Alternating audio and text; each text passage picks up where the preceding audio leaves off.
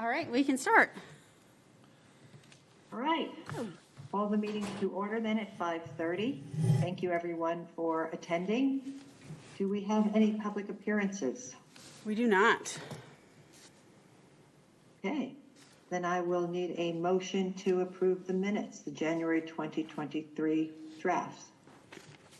I'll make that motion. Thank you, John. Any discussion? If not, all in favor say aye. Aye. Aye. And I will abstain because I was not at that meeting. On to the treasurer's report. All right, so we've got the November register and the overview. I'll point out a couple of things that I think are sort of out of the ordinary. Mostly to do with building facility maintenance. So in account 240, which is repairs done by others, we've got Pertsborn there for some plumbing repairs. I feel like 10 years is apparently when plumbing starts to go bad, because this is not the first bill we've had this year. The window repair, so I don't, if everybody remembers that we had a window that shattered in the quiet reading room, the outside, so that had to be replaced. That came in much less than expected, so that's fantastic. The surveillance camera, so that was a project that we decided to do last year because we had funds available. The cameras have been installed. We are waiting for a server upgrade before we can actually view them. So that is something IT is working on right now. So all of our cameras will be going to a new server. So I'm excited to see those. Full Do we have a spectrum. timeline on that, Wendy? I'm sorry? Do we have a timeline on that? I keep getting different ones, so I'm going to say no. Okay. Hopefully, I thought it was happening last week, but it didn't, so I will continue to check in on a regular basis. Thank you. And then the full spectrum was the cabling for the cameras, so that was all one project. Everything else, I think, was fairly routine. Did anybody have any questions on the register? And then in the overview, I think everything there looks pretty routine as well. We are starting to get some updated numbers for the end of year thing, so we'll see that both next month and then when we review the audited version in April. But things on the revenue side are looking good. We came in much higher than expected for interest income, so that was sort of a little surprise. And then, of course, copies are over 6,000, which is fantastic. That's because we installed the new system. So everything is looking good there. Yeah, any questions on either one of these documents? Going back to the 387, the lost paid found item, at what point do we become responsible for paying for lost items? Or I guess how do we take on that?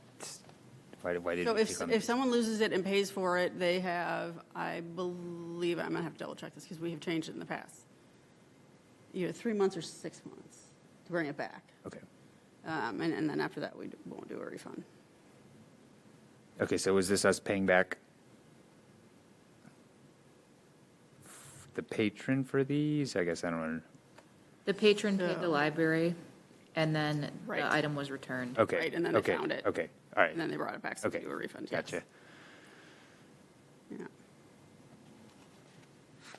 If there are no further questions or clarifications, can I have a motion to approve the November financial register and the overview, please? I'll make that motion. Thank you, John. All in favor say aye. Aye. Aye. Opposed? Motion carries. Item 5, unfinished business. We don't have any. We don't have?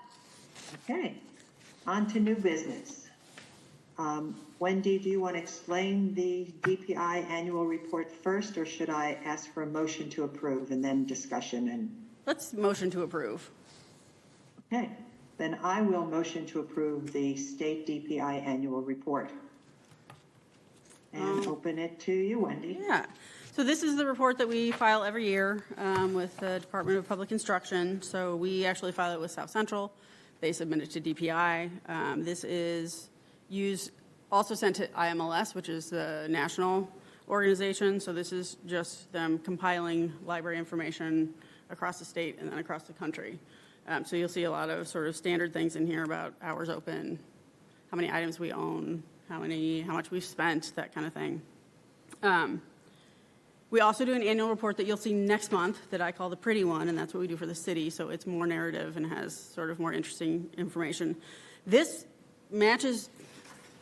overall matches the stats that you see every month, but they slice and dice it a little bit differently. So they ask their questions in kind of a different way because they're trying to get the same information from every library, which is fine, but sometimes it doesn't, the numbers won't exactly match what you've seen. I spend 2 or 3 weeks doing this. South Central, thank goodness, because they run LinkCat, pre-fills a lot of the information here about circulation, card holders, that kind of thing. So a lot of it is in there already. The finances I put in, the staffing part I put in. So typically we're looking pretty closely at like circulation numbers. Have they gone up or down? Since the pandemic, it went way down, and now it's just been kind of recovering. So we are not back to where we were before the pandemic, but we're well on our way. I was in a webinar not too long ago where they said we have to stop talking about pre-pandemic as like the bar of like what's normal because things have all changed. So I'm trying to kind of take that approach and not be too critical of it. But things are definitely headed in the right direction. You'll see there's still questions on here about COVID. So there must be expecting some libraries that had closures. We did not. The hours were a little bit weird for us only in that because we took back the 9 o'clock to 8 o'clock, that changed it. So I listed that. There was not a mechanism for me to put in that we changed our hours. So that went into summer hours because that was how many hours we usually are open in the summer. So the total here is correct. It'll look a little different next year. We've got our library collection. This doesn't add it up the way I like to add it up. What we end up using for Dane County Library standards, we are at about 108,000 items owned, physical items in the building. So this is going to put in electronic items that don't get counted for that. But that's kind of where we sit there, which is good. With the population of Fitchburg growing, we're going to have to grow that account or that number, except that we are in talks to change the standards, in which case we're talking about removing the collection size standard, so that might not be relevant in the future. We've got circulation numbers here. Again, we're over 300,000 for checkout, so I'm happy with that. That's moving in the direction I want it to. We've got card holders here. Reference transactions and library visits, that is a survey week, so we take a week in April and a week in October and do a door count and do hash marks for reference questions, directional questions. That goes into here. You've got all of our computers, just kind of like everything that we're offering, except for programming, which ends up in a different section. Feel free to ask questions as we go along. I have a question, Wendy. Yeah. On page 7, box 10, Yes. we are not consistent there with the area code. If you look at box 10 and then the one next to it, if we could, do you notice how one is 608 has the parentheses around it and in the other it does not? Which section are you in? I am, let me see. It is page 7, general information, box 10. Okay. Sorry, I'm counting that as page 1, so sorry. Sorry, right, you're not, I'm sorry, you've got a hard copy. Yes. Okay, See where it says library phone number? Yep. Is, Yep. I see I it. don't care which way it is, but I think Yep. we should be consistent in the Okay. fax number and the library number. Okay. You Let's see how one has parentheses Yeah, around no. it and one doesn't? I do. Unlocking this to make that change is going to be kind of a big deal, so let's see what else we have. We may need to Okay. fix that next year. Okay, just Yeah. for next year Yes. then. Yes, but I will make a note of that for sure. Okay, Excellent. Okay. So I am on, let's go by section, in-person programs and attendance. So this got cut up in a couple of different ways because through the pandemic we were tracking, they wanted clarification between what was being offered online live and what was being offered online recorded. So there's some different categories for that. We were doing virtual programs January, February, and then we went back to in-person in March. So there's not very much here listed. The only things that we did live online were adult book clubs. So you'll see numbers there, but then we have pre-recorded for children. So most of what we did this year was in the top, which is in-person programs. This does not count summer reading program that had been pulled out into another section that was then eliminated, so it comes in at the end at self-directed activities, which doesn't really make sense, but that's how it's ended up. All right, any questions on programming? Then we've got all of your contact information. Please check it over. If anything is incorrect, let me know. Then we move on to operating revenue. Most of our revenue, as you know, comes from the tax levy, but we do have some income from adjacent county use, and we get a little bit of money from South Central for summer reading program. We carried over some money that was for the print system and for the shelving that we didn't get in last year. So that was just funds that we carried forward. All right, so that is what we spent. Then we go into what we brought in, then we go into what we spent. So we add this up differently than what we do in our report. So we've got salaries and wages with benefits, and then we go into collections, and then they kind of mush everything else we've got together under other operating expenses. So we spent $179,000 on materials. We had $185,000. I would like that to be closer. We had our tech services supervisor was out for the last 3 months of the year on medical leave, so I think that probably factored into a little bit, but we will try to hit that closer next year. I like to spend every dime we've got on books, so nobody can question whether we have too much. All right, so that is our expenditures. You'll see other funds held by the library board, that $950,000. So that is the combination of assigned fund balance and unassigned fund balance that we have. We also have an endowment with the Madison Community Foundation. We cannot count that here because we cannot spend that. They would have to let us spend that, so we don't count it. All right, does that all make sense? Then we go into staffing. So we list how many positions. This is not every position. We lump some together. So like reference librarians, we have 2 half-time, so that goes in here. It's just 40 hours. And you'll see like under Shelver, we've got 100 hours per week. We did add this year the summer outreach assistants, which gave us a 0.1 FTE to add to our total. FTEs are also subject to Dane County Library standards, and this is the one that I'm the most concerned about, that we're going to have to increase our staff going forward unless that standard changes. I am having that conversation. We've got a work group going. My position is that we should get some sort of credit for having the materials handling system and the self-check machines, so that we would need more staff if we didn't have those. So I'm trying to convince everybody else of that. Whether I'll get there or not, I don't know. If not, we have to get this up to 20 FTEs by next year. It'll be the year after. We'll have to miss a year. So that's something that's on my radar, just so you know. We're fine for this year. Yes? Quick question. Yeah. What is the library assistant 3 access? Is that one person? So that's And 2 what does people, that- 2 full-time positions, and they're in the circulation department. So that's 2 people? Yes. Yep. Okay. Yep. Is that salary combined also, or is Yes. that per person? Okay. That's combined. So those are the only 2, I think, full-time positions we've got in the building that are not MLS positions because they're in circulation. All right, so then we move on to public library loans of material to non-residents. This is where we get figures for the adjacent county payments that we get. So, I'm sorry, Wendy, so do we have more than 15 employees? Yes. So then it seems like the non-supervisory personnel should have gone in 1B rather than 1A. So in the past, they have said if you could fit everything in the top, that put it there. So I just added this last one. It was all pre-filled.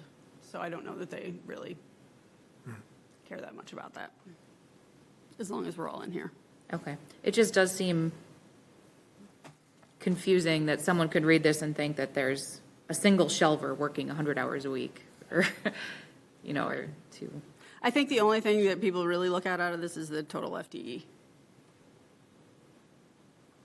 is what this is really getting at.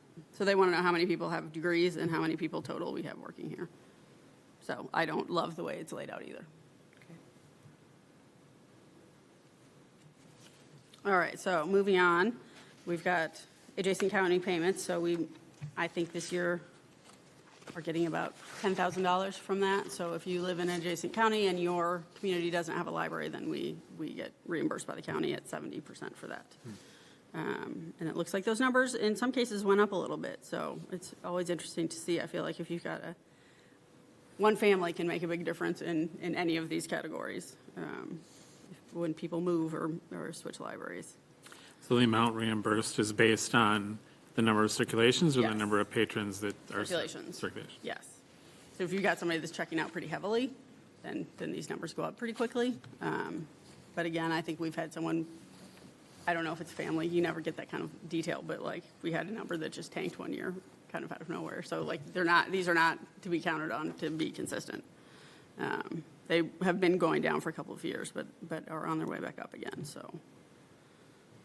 All right, then we come into technology. This is just what our internet connections are, and then self-directed activities. So these are essentially the 3 reading programs that we did this year. So we did we did winter, summer, and fall. I don't love that it ends up in this section. I'm not quite sure who made that decision, but that is how it is. They also asked for some staff contact information for who's providing services to certain age groups. And then we go into the back. I feel like I've talked to all of you about this at one point when you did orientation. So one of the most important things that you do as a board every year is that we have to be able to check these boxes on the back. The one that I always point out is that the library board has exclusive control of expenditures of all monies collected, donated, or appropriated for the library fund. They specifically ask that question so that a municipality can't spend your money for you. So that this is all laid out by statute that the library board has control of that. So this is where we say that that's true, as well as that we're adhering to all the other laws, and we are. And then the very last thing is the page where we have to say that we are happy with our system services, and we are. I have some small quibbles with South Central, but nothing major. I think we're in one of the best systems in the state, so happy for that. So that is the whole report. Any other questions? Yeah, I've got a general question Yeah. on context. What does DPI do with this aside from filing it somewhere? So they will compile a report. We'll get it in late summer or fall, and it compares all the libraries in the state. So there will be an Excel spreadsheet that you can go in and compare different libraries. And then the information goes to IMLS, and honestly, I don't think I've ever seen it from IMLS. So I think for them, it's just internal. But statewide, we definitely see it. Okay, thank you. Yeah. All right. What is the Wendy, governance? can I stop over on Friday to sign this document? Yes, that would be great. Okay. Okay. Did you have a question? Just wondering if you talked about how South Central might change that circulation standard. Do you get Dane a County. vote? Dane County is the one that has the standards. Yes, it will. So we have a work group talking about what we are going to recommend, and that will go out to every library board in Dane County, and then it will go to the Dane County Library Board.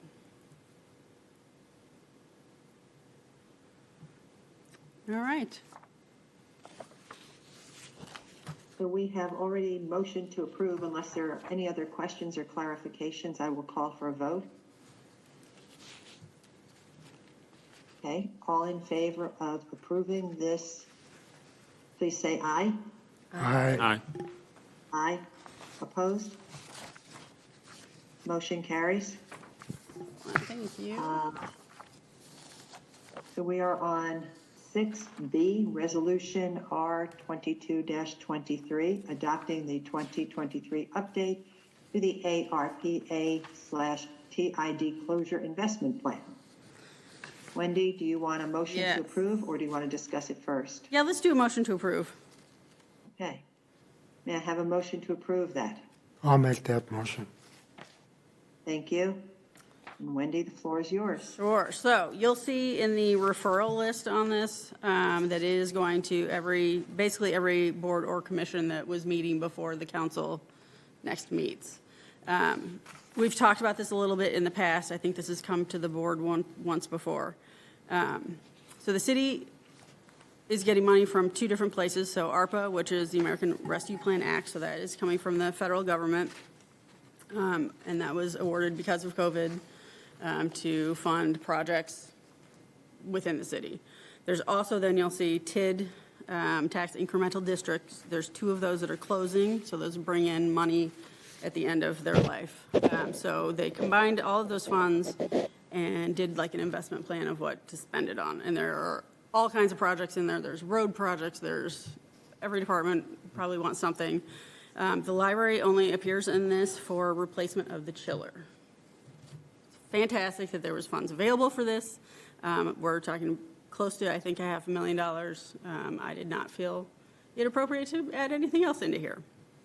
The chiller project, I'll give you an update on later. That is moving. But they just want to make sure that every board and commission that's involved sees this. So I'm happy with where things are. I think we can approve this, no problem. Yeah. The whole, you can look at the entire list of projects was in there was a link in the document. Any clarifications for Wendy? If not, I motion to approve the City of Fitchburg Committee or Commission referral papers. All in favor, say aye. Aye. Aye. Aye. Opposed? Motion carries. Thank you. We are moving along to the capital improvement project discussion. Yes. So there are no documents for this, and I don't think that we need to approve this. This is just sort of where I start sharing with you what I'm thinking of putting into the CIP. This year we are working on documents for that now. It will be submitted in April. Previous projects that have been in the CIP for the library, just so everybody has some background, the outreach vehicle that we purchased. This is only for things that are over $10,000. I should start with that. So the library vehicle was in there. We've done self-checks through this as a group. The sorter that we're going to be buying this year definitely was in this. So you put it into the CIP. It's a 10-year document. You put it in sort of with your best guesstimate of what 10 years out, what it's going to cost you, and then as you get closer to it, you put actual dollars on it. So a year ago, we were looking into sorter costs, so we could put that in as a more exact dollar amount. And that's the only thing that we are spending in CIP this year is for the sorter. What I'm looking at adding, and I actually am hoping to do this next year, so if we budget for it this year, and it would be using our fund balance money, so it's money that we have in savings. There are two building projects that I'm looking at. One of them is the gallery space. When we decided not to have the gallery, I would like to put a wall there and make another conference space. I think that would become a public conference space, and then we would take the one over here and make that a staff conference space.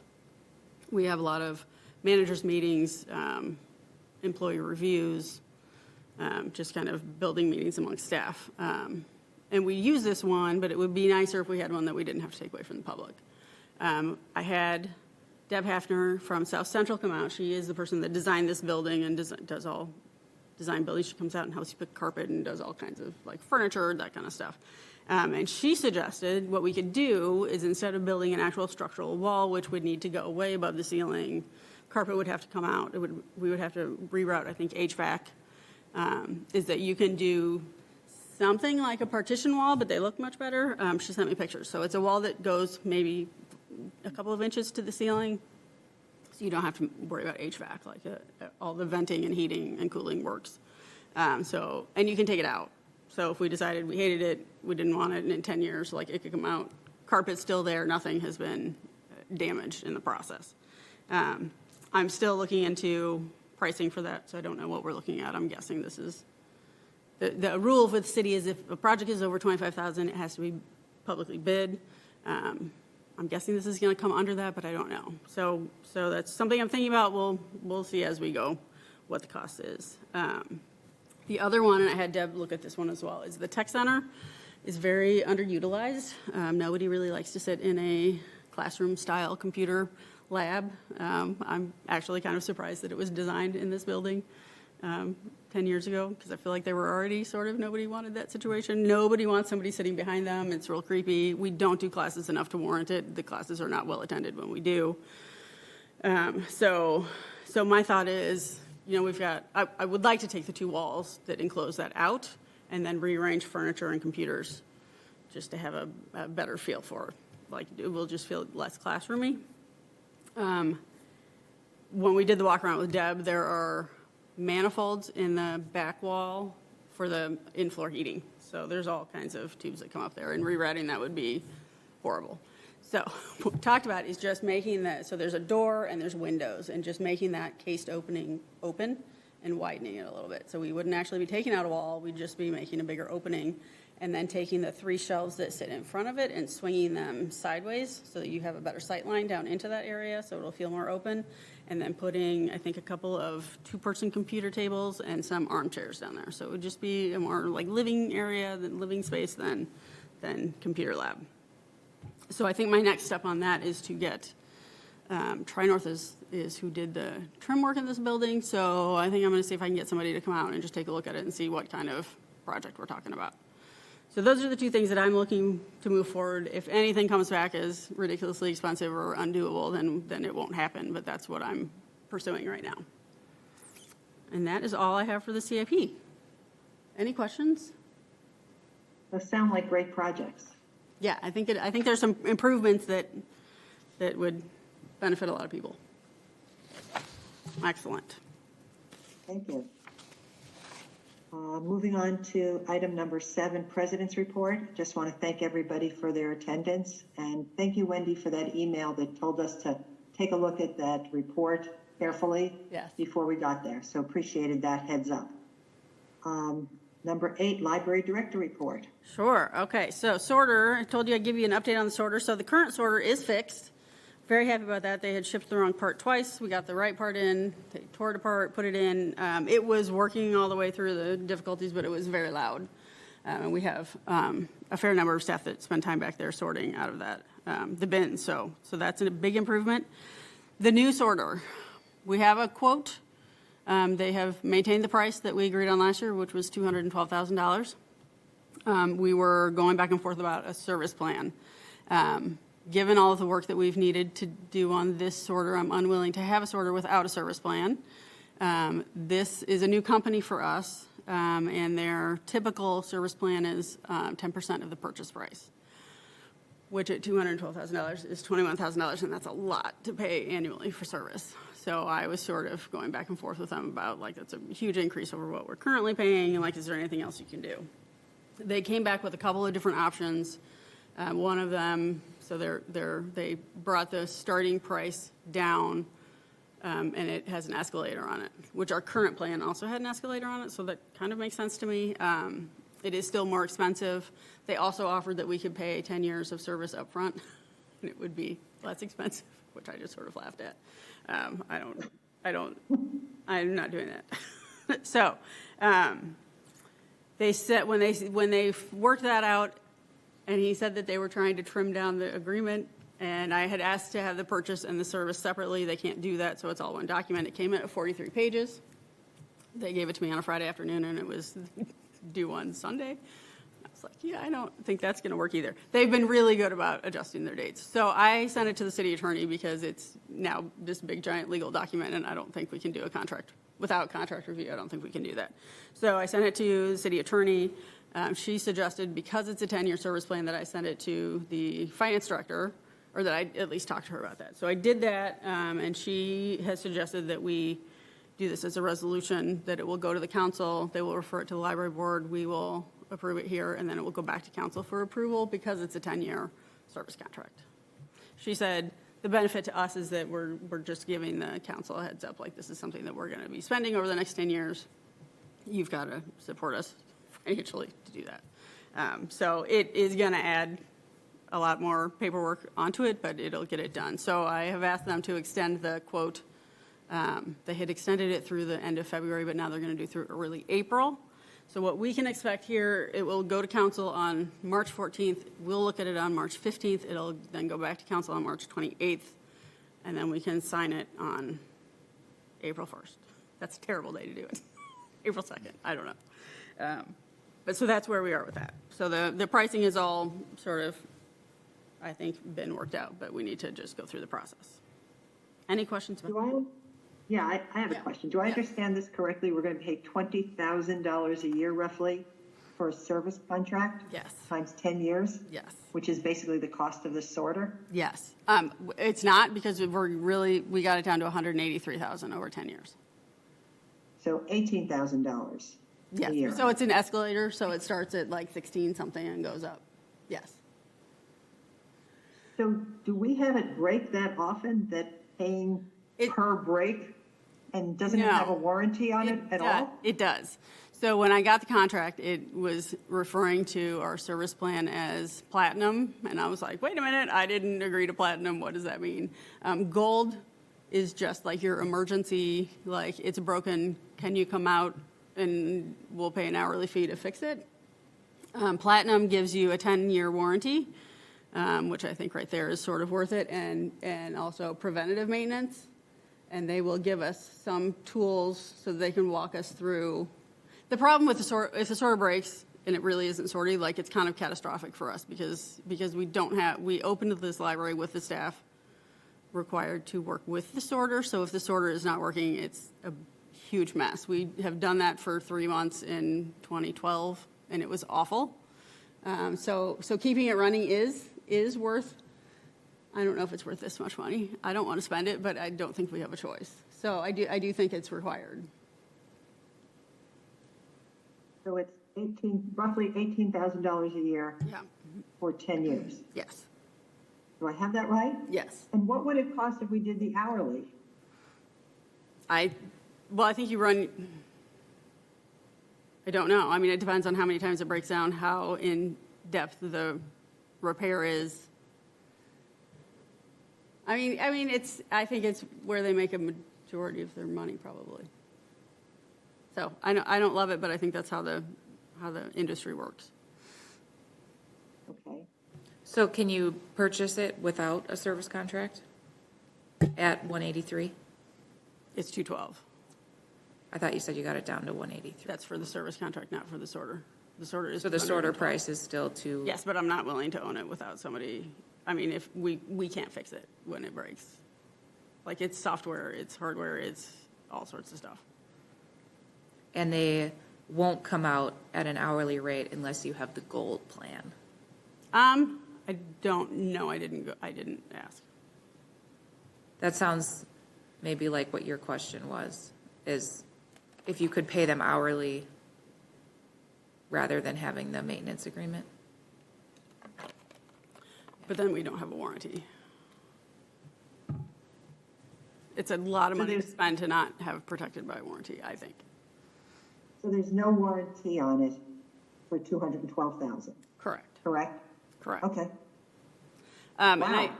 I Imagine selling a car with no warranty at $212,000. It's amazing. right. Yeah. But I mean, it is what it is. We can't It is, change and that. I feel like it's a little unfair to this board because we're sort of hamstrung by the decision that was made by the board that decided we would have sorter before we opened. Well, the sorter does save us money in terms of staffing. It does. Does it save us So- $20,000 a year? Yes, easily. Yes. Double that, really, I guess, because it's supposed to last 10 years? Yeah. So the depreciation on the thing plus the service contract is 40,000 a year. Yes. And it saves us more than 40,000. Yes. I think if we didn't have the sorter, we would be adding 4 half-time library assistants and probably the same or more shelvers.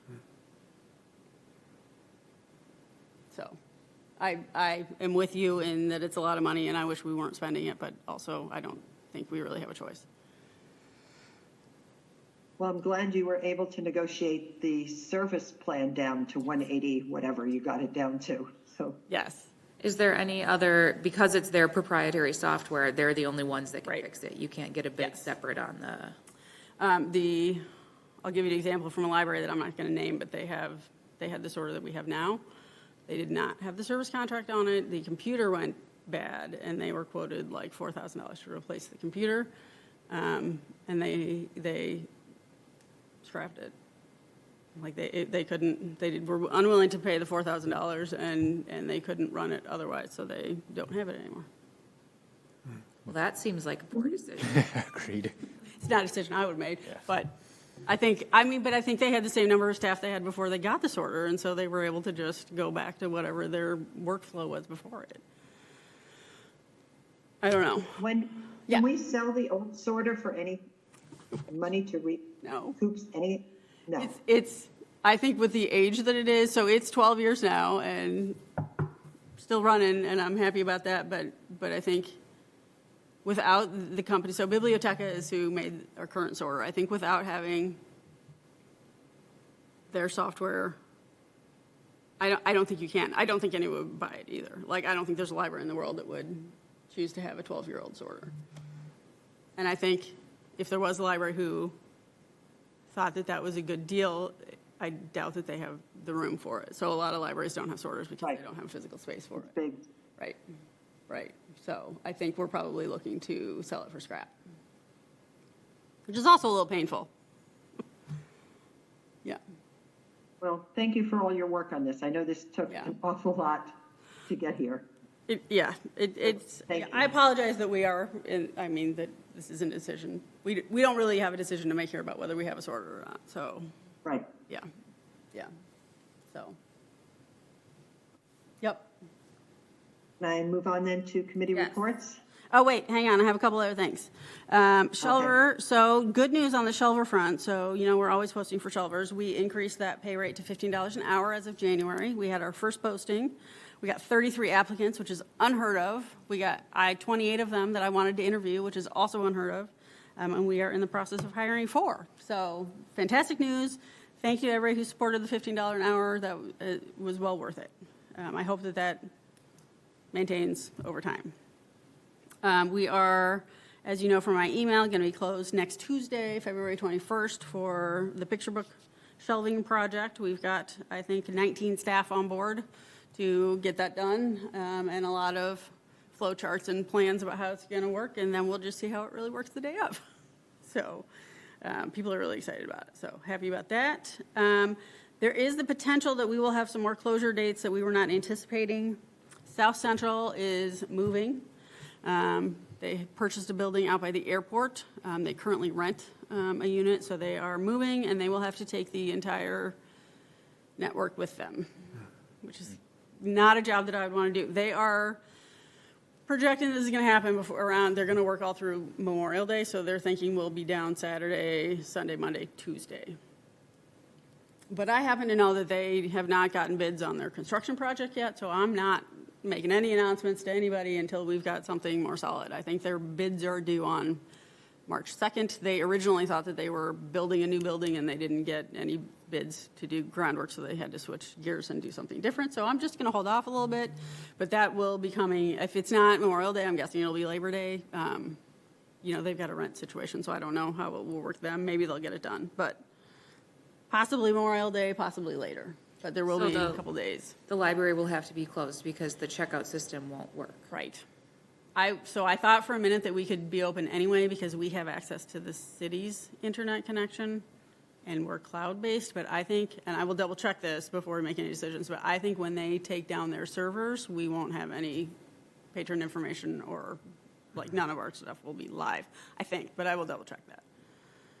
So, yeah. So that will be true for all South Central libraries? Yes. Yeah, it's a lot. I appreciate them doing it over a holiday weekend. I think that's sort of the best case scenario. And certainly not great for them because their staff are going to have to work through the whole holiday weekend. We'll see. I'll keep you posted. How does it take 3 days to move a server? I don't have That's not It's a rhetorical question. I would be interested in the answer to that. They were hosting medical records. I bet they could figure out a way to do it. Yeah. And maybe they're giving the worst case scenario, and then it's up sooner. But that doesn't really help us because we would have to say, like we always say, 2 weeks in advance if we're going to be closed, unless it's weather. I don't know. I don't know what to. I will keep you posted. All I can really say. All right, that's all for me.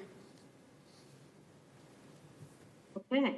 Agenda item number 9, committee reports, strategic planning, Nothing for strategic planning. facilities, Okay. I don't think anything for facilities. and personnel. We have had 2 resignations in the Adult Services Department. One person is taking a full-time job at McFarland, and one is taking a tech services position at Sun Prairie. So we will have 2 openings. Unfortunately, it is the 2 people that process our materials, so we're going to be a little bit light for a while and needing help from other departments, but we also have someone going out on medical leave. And someone else on the tail end of a medical leave. So March is going to be real interesting, and we will do the best that we can. The jobs are already posted, and it closes the end of February. We'll interview the 1st of March, so hopefully have people on board mid to late March. Perfect, thank you. Yes. Announcements, next board meeting will be March 15th at 5:30. Yep. And if there are no other questions or clarifications, I need a motion to adjourn. I'll make that motion. Thank you. All in favor of adjourning, say aye. Aye. Aye. Aye. Opposed? And we are adjourned at 6:11 PM. Excellent. Thank you, everybody. Thank you.